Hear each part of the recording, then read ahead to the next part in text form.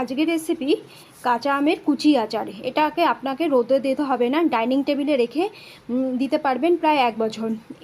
এই আচারটা খুব টেস্টি হয়। আমার গত বছরের আচারটা দেখুন, রোদে দেওয়া ঝামেলা ছাড়াই কী সুন্দর আছে। তো আচার বানানোর জন্য প্রথমে আমি 2 টেবিল চামচ সাদা সর্ষে নিচ্ছি, আপনারা এখানে কালো সর্ষেও নিতে পারেন।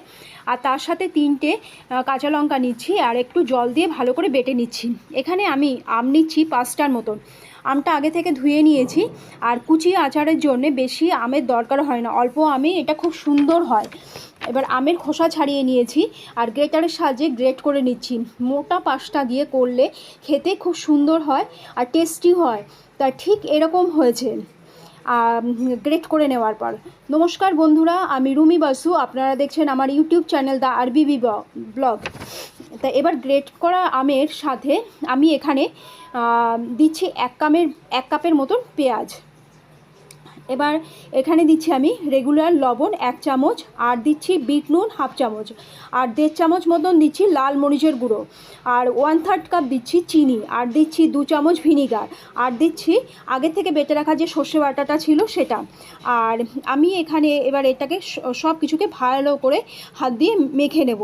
বন্ধুরা এখানে খেয়াল রাখবেন, এখানে কিন্তু আমি কোনো রকম তেল দিচ্ছি না, তেল ছাড়াই এটাকে মাখতে হবে।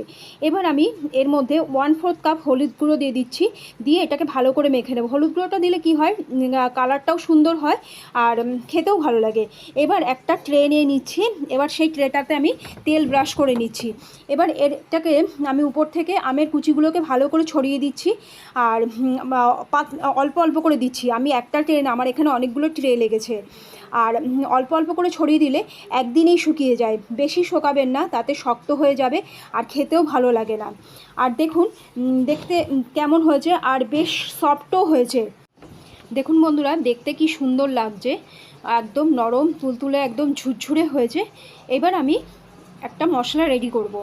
তো এবার এখানে তেল দেওয়ার জন্য একদম পারফেক্ট। এবার আমি একটা প্যানে 300 গ্রাম মতন সর্ষের তেল গরম করে নেব। এবার যেই তেলটা গরম হয়ে যাবে তখন ওর মধ্যে আমি 5 থেকে 6টা শুকনো লঙ্কা দিচ্ছি, আর দিচ্ছি 1 চামচ মতন 5 ফোড়ন। এবার আমি 2টো বয়েম নিয়ে নিয়েছি, সেটাকে আগের থেকেই আমি ধুয়ে মুছে ভালো করে টাওয়াল দিয়ে শুকনো করে একদম রেডি করে নিয়েছি। এবার যে শুকনো আমগুলোকে ভরে দিচ্ছি, আর উপর থেকে আমি গরম যে তেলটাকে রেডি করে নিয়েছি সেই তেলটা আমি উপর থেকে দিয়ে দিচ্ছি। দেখুন বন্ধুরা কিভাবে তেলটা উপর থেকে নিচ থেকে উপরে উঠে আসছে। এই আচারটা তেলের মধ্যে ডুবে থাকবে।